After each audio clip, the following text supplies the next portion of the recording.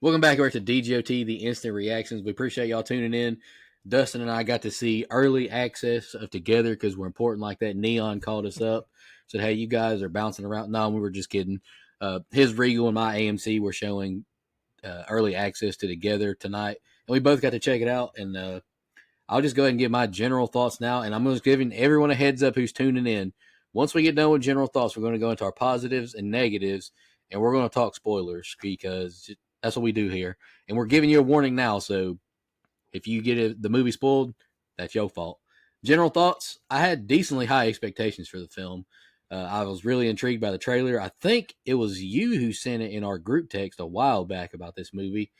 Don't quote me on that. I can't remember, but I've been pretty intrigued with it. You know, Dave Franco, Brie Allison. I always get Alison her Brie. and like Allison Brie. I get her and Brie Larson like mixed up. Like their names are too similar. Like one of y'all need to take Franco's last name and help me out here. But the concept, I really enjoyed it. And I think Neon's on a pretty good run this year of horror movies. To be honest with you, I know you weren't a big fan of The Monkey, but I liked it. Presence, this one. And you loved Cuckoo. Well, Cuckoo was last year. I'm talking about for 2025. Oh, I think but still, you Neon. did love the movie. Yeah, yeah, you're right. I think Neon's been on a pretty good streak of horror movies this year, and this one Together, it might be my favorite. Presence is right up there with it. You know, Presence was just interesting, had a really good ending, but this movie, man, I was pretty creeped out in some spots. There were some good jump scares, scared the shit out of me. One of them did for sure. I thought the effects were really good for the most part. I thought Dave and Allison were both very good as well. I really enjoyed the movie. I mean, we're going to talk some qualms we have. We talked about them off the air already, but Dustin, I liked it, man. I think it lived up to my expectations, and I had a good time with it. I'm glad I got to see it tonight. Retweet. I liked it too. Presence does still have the edge as far as Neon 2025 horror movies that I liked. Because Presence had that emotional pull for me. Like Yeah. that was a sad movie. But this one was just entertaining. Mm-hmm. It was interesting. It was it lived up to what I expected. Like when I saw the trailer, it's like, oh, this looks like it could be really good, and it was. So, tip of the cap for meeting expectations. It's hard to do, especially in the day and age we're in, where trailers pretty much spoil everything. So you mentioned we're going to talk some spoilers here, but really, if you've seen the trailer, you get the gist of the movie. Like there's no like they explain, not really, but they kind of give uh, context of why it's happening. But even then, we walked away not knowing why it happened. But so when you get that and trailers spoil everything, and you still live up to expectations, I think that's a sign of a good movie. Yeah, and I've seen quite a few like TikTokers, like the big ones, say that this was their favorite one. They got to see it like South by Southwest or some kind of Mm-hmm. festival. This is definitely my top five of the year so far, maybe even top three. I might say that. Sinners is my clear number one for right now. But I think this movie lived up to the hype for sure. Uh, Dustin, you want to start us off with your positives? Okay, this one is a positive I didn't expect to have, but then again, Dave Franco's in it, so I should have known. This is not a funny movie, but there are funny parts. Dave There are some funny Franco parts. added some well timed and perfectly executed humor like only he can. And also, I think that his chemistry, his real life chemistry with Alison Brie was evident because she played off him in times that was equally as funny. And so their chemistry together, I want to see them in many more films to come because they're great. I was texting a friend before I went to see it about the movie, and I know we're not really supposed to or allowed to heap praise upon Dave's brother James because there's some damning allegations made. What's true, what's false, who knows? But I was telling him that the Franco brothers, Dave and James, and then the Fanning sisters, Elle and Dakota, those are just incredible actors, siblings.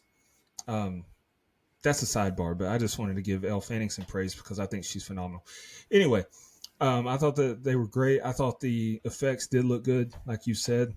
Um, for the pacing of the movie was a positive for me, and really, when you think about it, it's pretty slow.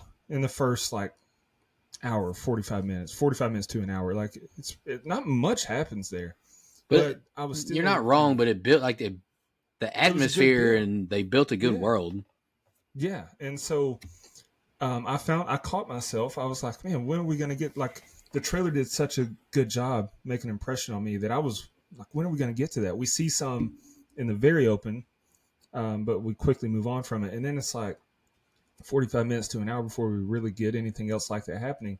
And I caught myself like, oh, let's get back to that. But then I took a step back, sitting still in my seat, and I said, actually, I'm really enjoying what's going on. Like, I don't care if it doesn't happen to the last 10 minutes. This is a good movie. Yeah. So I thought that was good. Um, I mean, I just there's a lot of pros to be had about this movie, but those are the biggest ones for me. Yeah, I was thoroughly enjoying the story as well because I mean you're not wrong that it takes a while for like the weird stuff to start popping off, but it is very weird. Like this is a movie that I don't want to. I don't know what the best way to describe it is. Some people are going to love it and some people are going to hate it. I think because it does get into that very weird thing. It's a neon movie for Pete's sake, so it's probably going to be a little bit unique. But I really liked it as well. I think Dave and Allison were both very good. You can tell like they're a real life couple. Like they had great chemistry. And you're right. Like God, Dave Franco. God, what a loser, man. Like Millie should not have stayed with him. Like if you're just on the outside looking in, like if you're Millie's friend, you're telling her, why are you with him? Because he's worse than Chris Evans from Materialist. Got nothing I, going for him. I see. I can definitely see that, but I thought it was just like it was a good, realistic scenario. Like these are people that have been together. They say it. I don't remember life before you.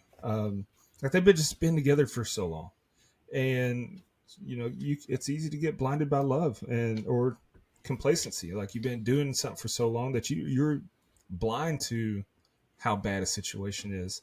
So But the movie yeah, touched on that as well, like when she's on that little like Zoom call with her friend Kath or whatever, and she's like, "Dude, that was like your second date when he got that Spice Girls thing, and it's been a decade now." So I think they did touch on it well. The effects were great. I really like the effects, like when the bodies were connecting, and hmm and I really appreciated like I heard about like that Sawzall scene. I like the fact they didn't show it all. Like we didn't need it to be super duper graphic. Like it was like I think it yeah, was graphic enough for what they did. I definitely. love the sound, like the way they did the sound design for it. Like it was super loud with them screaming, the machine going, blah blah blah. Then it just cut to them two like sitting on opposite ends of the kitchen just eating. And I thought it was hilarious. It I was so It funny. was so funny. I laughed several times during just from how it's not like a Will Ferrell or anything kind of laugh. It was just it's so awkward. It was funny. He's very good at that like dry delivery humor. He's Yeah, so good at it. yeah. Every time I see Dave Franco, I always think of the Jeff Ross at the James Franco roast. Is like Dave Franco just feels like a made up name for Jeff for James. It's like who is that Dave Franco? But he's a good actor. Like I thought he was really good in Love Lies Bleeding as well. Shout out A24 from last year. I thought he was really good in that. Some more positives. I know I got more positives. I just went totally blank. I know Pacing was it's good. yeah It was just an enjoyable story the whole time. yeah. And I was gonna say, speaking of the Dave Franco, like I'll never hear Valium the same way again. It's diazepam now. Like yeah, when he said it, that when they're in a very tense and stressful situation and painful situation, and he still was like, "It's diazepam now." yeah, Like that was so funny. it was. Yeah, they're swallowing pills, snorting pills. I It's was not gonna, Valium. It's he's like, "I'm diazepam. getting our system quicker if you snort it," and he just starts railing Valium off the floor. That And they're was they're that was so snorting them funny. and licking them. They put their all into it. All right, one thing I want to compliment for sure. There is one jump scare in this movie that was incredible. When He's he's on the doing like computer. yeah, he's doing it. Yeah. It's one of those basic computer scenes in a horror movie. You find out some stuff that popped off in the area, so you start googling it, looking on Facebook, blah blah blah. But bam, his wife or his girl partner, I guess you could say, Millie just shows up out of nowhere. Randy Orton. It scared the hell out of me. It was a good jump scare. I think everyone in my theater jumped. and got and whenever like there was another like creepy moment like towards the beginning when he's having a nightmare and like you see his mom or whatever in that catatonic spooky state across from the bed from him. That was really good too. And just it wasn't like over the top nasty. Like if somebody were to tell me they thought the substance was over the top and gross and disgusting, like I wouldn't argue with them. But like the scene where he wakes up and her hair is like down his throat and he's gagging on it, like that was just really well done and executed. In the scene when he's in the shower and like he's being drawn to her as she's driving away, like they just shot that so well. The sound was so good. His acting was so good. I really like those scenes. Well, they don't linger on it. Yeah, Sometimes movies try too hard to shock you, and they want to. They're proud of their visual effects, so which they should be, but they linger on it too much to where it takes you out of it. Everything that was shot, every shocking image that we saw in this movie, except for, I guess the at the end when two hearts became one, but every other shot that was shocking, it's like they showed you and you were able to see it and take it all in, move away, move on. And to me, that's more impactful because we move on so quick that it's like, oh, that's sticking with me. Like, no, no, no, go back. I want to see more of that, but I really don't want to see more of that because that was shocking, you know. no, you're right for sure. You got any more positives you want to talk about? You want to jump into our qualms because it felt like we both liked the movie, but as soon as we started talking, we just started talking about the things we didn't like. And I don't like that about cinema enjoyers. Like I don't want to just crap on a movie because I haven't done a letterbox rating, but it's going to be fairly high. This is one of those movies that it just works so well that not many things stand out above the others because it's good. Like it's just, you know, I don't need to tell you that I used the freshest ingredients for this cake. The cake tastes good. That's all that matters. Yeah, but we can jump into our negatives real quick. What causes this together syndrome? We can call it, I guess, isn't really explained that well to me.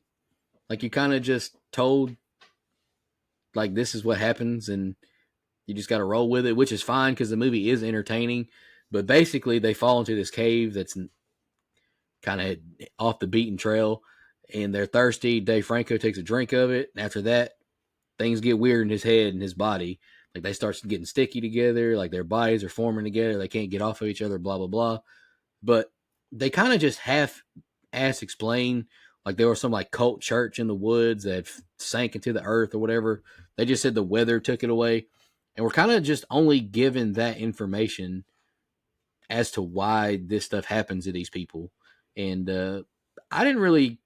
It's not like I need a movie like spoon fed to me, but I kind of do want like explanation of why too.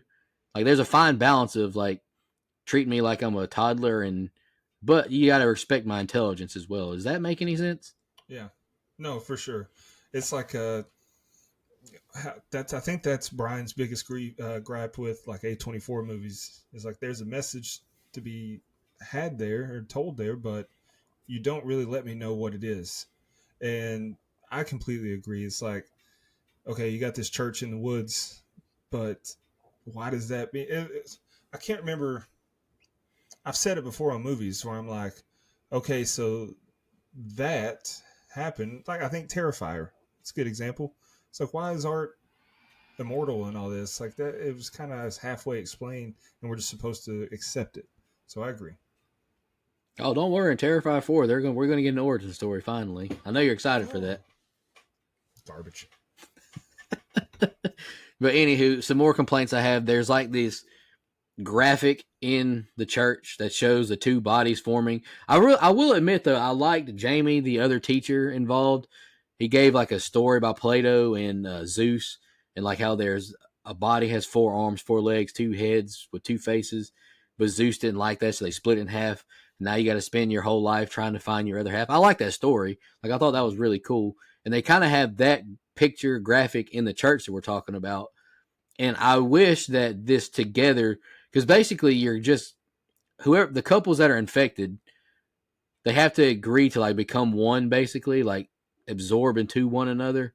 I wish that when Tim goes back into the cave, like that monstrosity doesn't look like Eliza Sue from The Substance, and it looks more like that graphic or that picture we saw.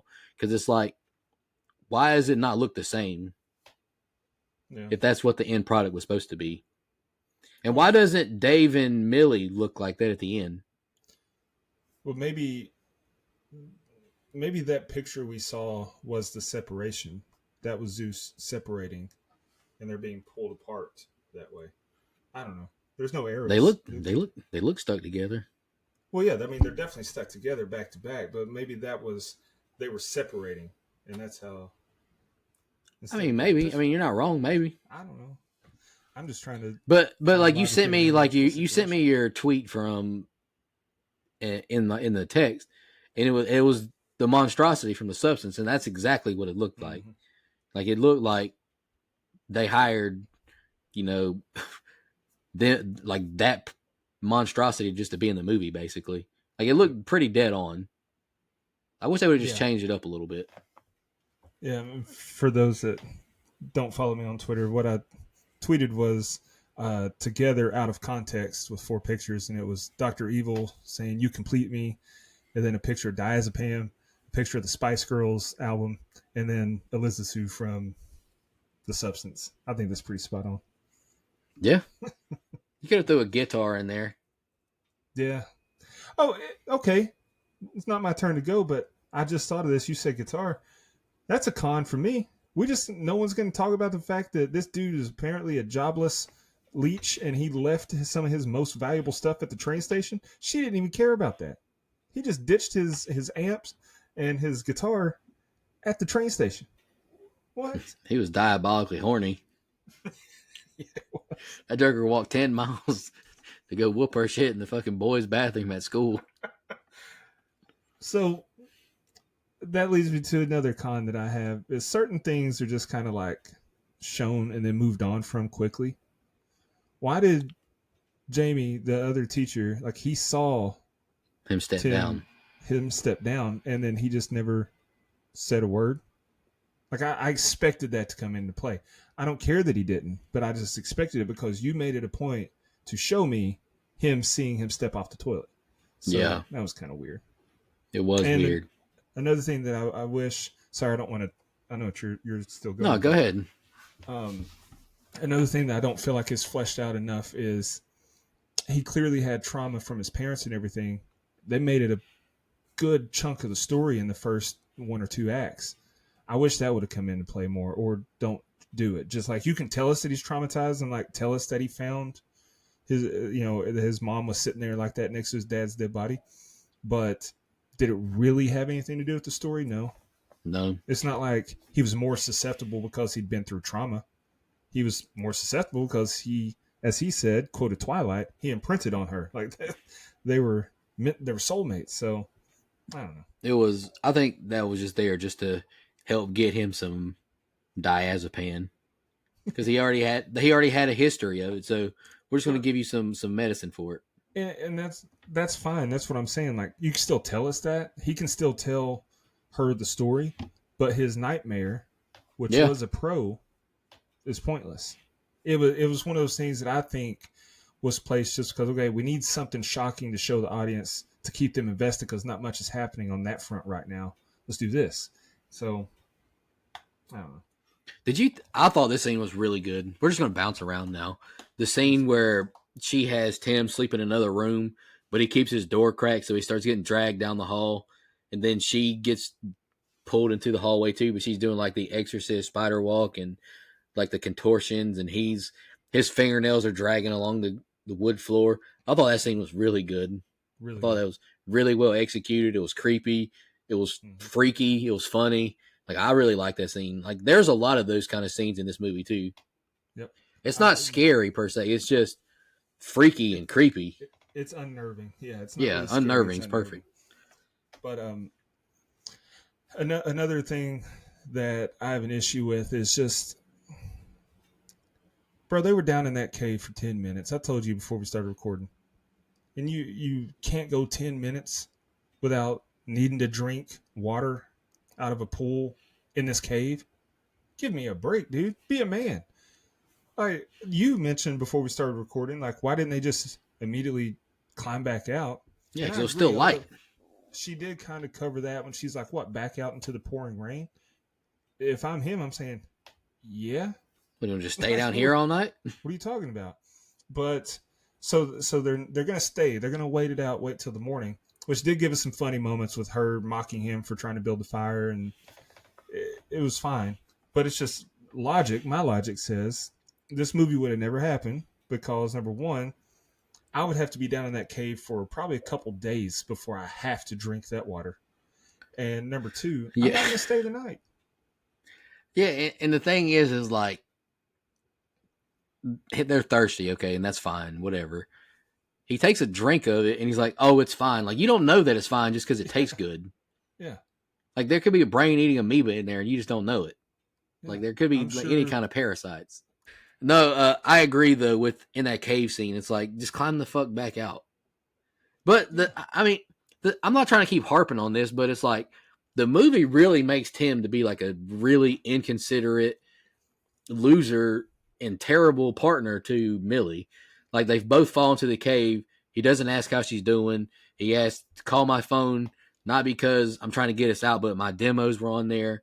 He's like constantly playing the guitar over spending time with her. It's like they don't paint him like he's a good spouse or a good partner. And Wait a minute. Have we completely dismissed the fact that maybe her box is just trash? Hear me out. They went months without it. I think she shouldered some blame in this. Plus, they're after the Sawzall part. It's like she's not a good person.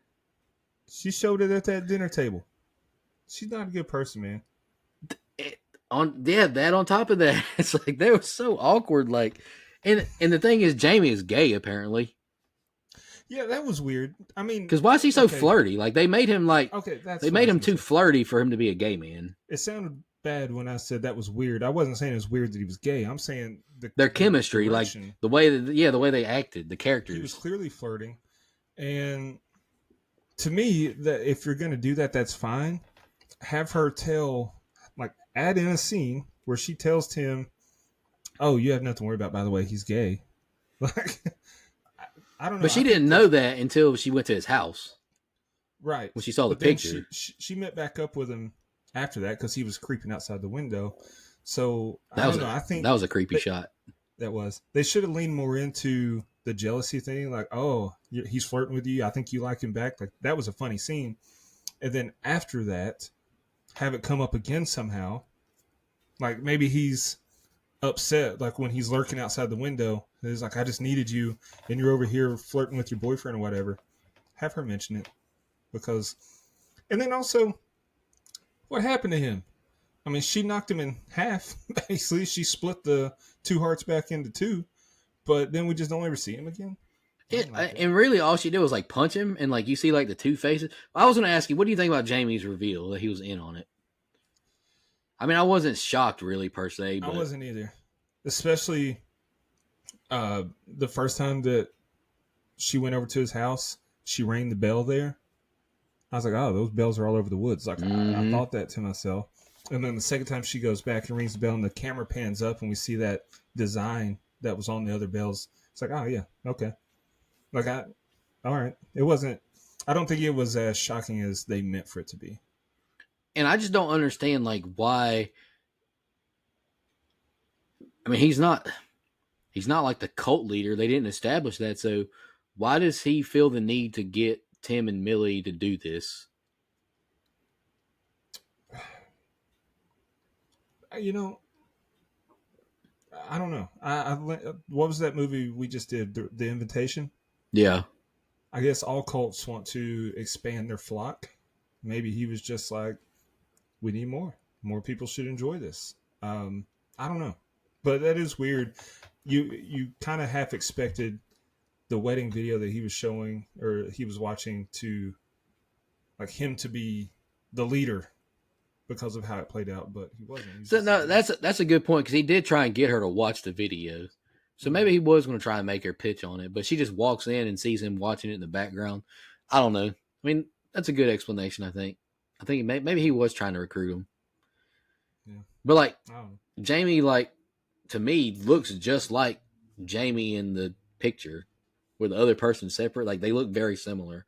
Like at the end when Tim and Millie mix, they look pretty well blended. Like you couldn't say, "Oh, that's Dave," or "Hey, that's Allison." Like to me, Jamie looked like Jamie from the Yeah, picture. I think so too. He just older. Like And that how was. does this city not know? Oh man, this dude just disappeared. Yeah, I don't know. Oh, Jamie don't look the same, or do they just move there? Like I don't know. Now another thing that uh, you just kind of brought up was at the end when, um, what's her name's Tim and what's her Tim name? and Millie. Millie. Tim and Millie, when they're blended, as you put it. I hated the sound of the voice. All I said was one word, like "hey," I think, Yeah. but it sounded bad. I don't know what I expected, but it was just, come on. And how in the world do you not tell your parents what just happened? Yeah, They must be trying to recruit them next. that's a good. I mean, that's one of those endings that just kind of leaves you with questions that I don't want answered. Do not make a sequel. This is a good movie. Don't ruin it. But it's one of those things like, okay, the parents show up. They're gonna question like, "Whoa, you look different." Like who Well, the like fuck is this? to me, it looks like Allison Brie has started taking testosterone to begin transitioning. Is what it looks like. It So does. the parents are going to ask about that, and then leads to what you said. Is she going to, or I guess they, because it's a he and a she blended together, are they going to, try to recruit her parents? Because that would be the logical next step. That's what Jamie did. So, I don't know.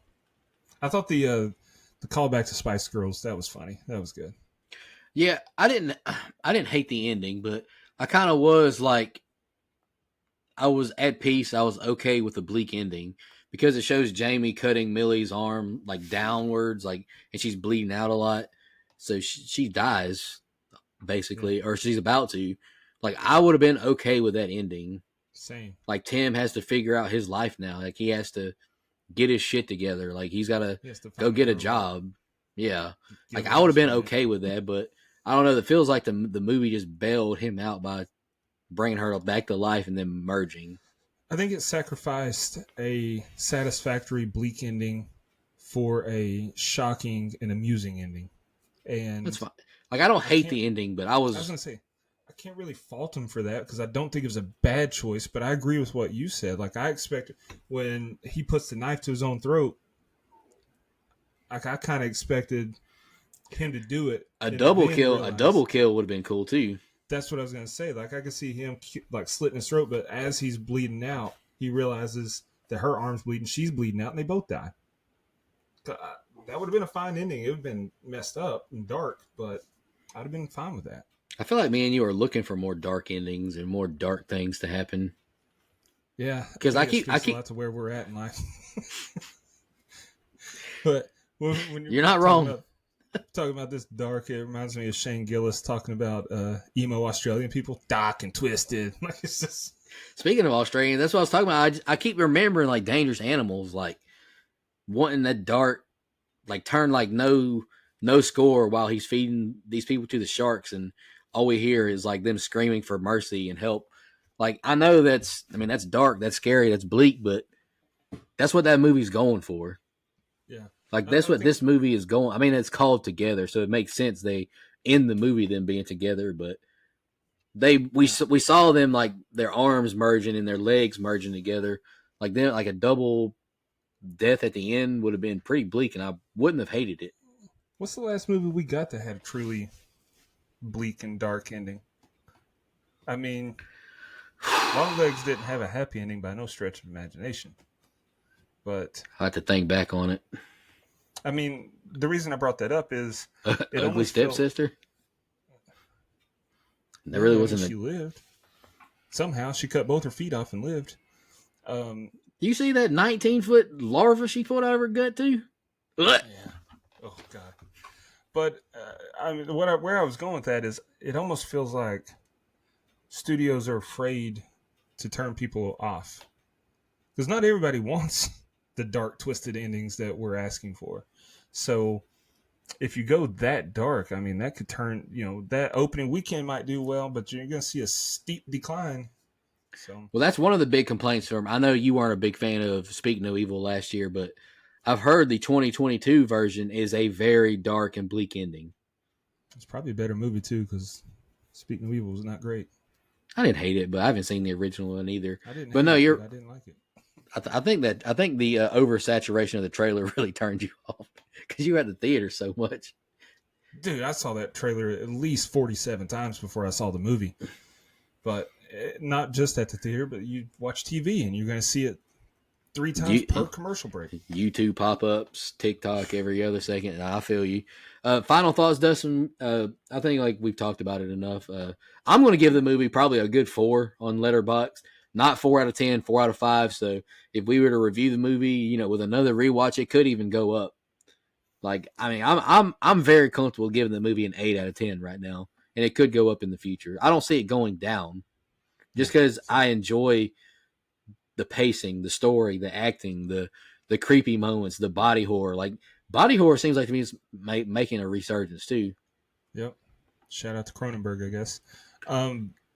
I gave the movie 4 out of 5 on Letterboxd. I said, well, that was interesting. Franco was hilarious, and the movie was just the right amount of weird and uncomfortable. I think another good thing about this movie is I don't see the rewatchability being low, because we know the story. Like, the trailer shows us, even the poster shows us enough to where what's going to happen. There's no major twist. I'm like, oh, well, I know the twist. I don't want to watch the movie now. It's like, I think that this movie is going to be one that I watch repeatedly throughout time. Absolutely. Like Shutter Island, to me, I think is a very good movie. But like once you know the twist, like I don't want to watch it no more. Yeah. Fight Club's another one. Fight Club's a phenomenal movie, but it's like once you know the twist, or The Machinist. Saw, like I love Saw, but if I'm going to watch a Saw movie, I'm not going to pick the first one. Right. Just because it's it's such a slow build up. Yeah. I watched The Machinist and Fight Club on the same day. Hadn't seen either one of them. Shoot. Didn't know what they were about. And I was like, is that just the same movie? It's basically the same thing, but they're both really good. Yeah. Shout out Christian Bale. I just watched The Prestige the other night. He was so good in that. Yeah, he is really good. And Hugh Jackman. Your girl ScarJo is in it. Oh, I'm going to have to go watch. I haven't seen that. I'm going to have to go watch that. But I didn't like The Pale Blue Eye with Christian Bale. That one disappointed me, but you're right. He's a great actor. I was mind blown when I heard he's somehow underrated. I agree. I was mind blown when I heard his real accent the first time. I was like, what? Yeah. I mean, I'm a horror fan, so I always think Patrick Bateman. I know a lot of people probably think Batman, or he's really good in The Machinist as well. What do you think of him as Batman? Like, completely off subject. So I haven't seen those movies in so long, so I can't really make a good judgment. I think he was great for what those movies asked for, but I don't think he's the best Batman. I know if you ask Brian, he's going to say Keaton. Like, Brian is a huge sucker for nostalgia. Like, that's his Batman. So I think but Keaton was a good Batman. Ben Affleck, I think those movies were not very good. The Batman versus Superman, I didn't think that was a great movie, but Ben Affleck was a great Bruce Wayne and Batman. And Robert Pattinson was phenomenal as Batman. So I think Christian Bale was really good. The worst Batman was George Clooney, and that wasn't his fault. It's just that movie sucked. See, I grew up on Val Kilmer as Batman. Hey, that movie's good, and I'll tell you what, I watched Ingrid Goes West with Aubrey Plaza and O'Shea Jackson Jr. Shout out to Ice Cube Jr. He's in the movie, and he is a Batman Forever stan in that movie. It's his favorite movie ever. And I was like, dude, it's about time that movie gets some flowers. I like that movie. I had fun with it. I like that movie too, but we're not talking about Batman no more. Dustin and I would both highly recommend you go watch this movie next week when it comes out. If you got to this part of the instant reaction, you've had the movie ruined for you, but definitely recommend you go check it out. It's really good. Yeah, I agree. And go support Neon, A24, indie, more artistic horror movies. I know that probably makes some people cringe, but we like unique stories. We like directors and writers, and we like studios that take a risk on movies. Whether you like, I didn't care for Death of a Unicorn, but I'm glad it got made. I like It's it. different. It's unique. Like we want to see different stuff. Like comparing this to like I Know You Did Last Summer, like it's leaps and bounds. Dude, and Drop, like those are two movies that come to mind where it's like that you could tell they had the money machine by them, but compared to this movie, they don't hold a candle. I like Drop. I It was enjoy good, Drop. but do you like Drop more than this one? No, See? but I'm not gonna hate on Chris Landon. Chris Landon, I like him too. I mean, he makes fun horror movies that are. Yeah. They all got a really attractive blonde lead in it. Shout out to him. He knows what he's doing. I mean, Catherine Newton, Jessica Roth, and I can't even remember the lady's name from Drop, but And he don't Hard miss. Eyes, right? Oh yeah, and Hard Eyes. I forgot about Hard. From Hard Eyes. She's I cute can't too. even think of her name right now because I'm like dumbfounded by how much in love with her I was during that movie. Yeah, he don't miss. But anywho, go check out Together. I know we're gonna review this movie down the road. It's definitely one that I want to pick for sure. I don't know who would get to it first, but I think it's a movie you should definitely go see in the theaters. I had a packed crowd tonight. No, I mean even like row A was full. Like there was only like one seat in row A. Both theaters were full. It was a good time seeing the people's reaction to like the body horror and the spider walk. I mean, it was fun. Like it's definitely a movie to go see with a crowd. So my theater that I go to, I've seen your seat layout when you send me screenshots of like when you're buying a ticket. The theater that I go to is not one of the newer renovated ones that has less seating but more space for people. So it's like your old school. It's a good sized theater. Probably a few hundred people can fit in there. Yeah. I would say there was probably 70 people in there tonight. So it was a good crowd. You had the same amount of people as me because I'm pretty sure my theater has a 60. It was in the 60 to 70 occupants. I have to go look. I took a little video because I like to make these little like going to the theater vlogs now just to post on TikTok for basic ass content. I don't know. I just like making stupid stuff. But anywho, go check this movie out. It's fun. I think Neon's been really good this year. Presence, The Monkey, this one. I'm looking forward to Osgood Perkins' next movie too, Keeper. That movie looks interesting. Hopefully it's better than his last. But I've got, I think, 15. Damn, Stephen King. I think I've got 15 Neon movies left. I kind of put that on the back burner, watching through all the Neon movies. The A24 movies, I watched them all like fast. Neon, I've kind of put on the back burner because some of them, they make a lot of documentaries, and I just do not care about a lot of subject matter that they're talking about. But Neon and A24, they both have an average star rating of the movies I've seen on Letterboxd of 3.33 was the lowest, and that was Neon. A24, I think, was 3.49 or something like that. So, yeah, support cinema, especially the indies. Facts. And we will be back next week with a couple of instant reactions, I believe. If you are they showing House on Eden up there? Yep. I know we'll do one for that. Maybe The Home, and maybe Bambi if they show that up there. They're not showing it here, which really grinds my gears. But what can you do? We can do a Fantastic Four one if you want. I'm good. I'll let you and Brian do that one. I got enough. I've had enough Pedro Pascal in my life to last for a while. But we appreciate y'all tuning in, and we'll be back next week. Vote for Pedro.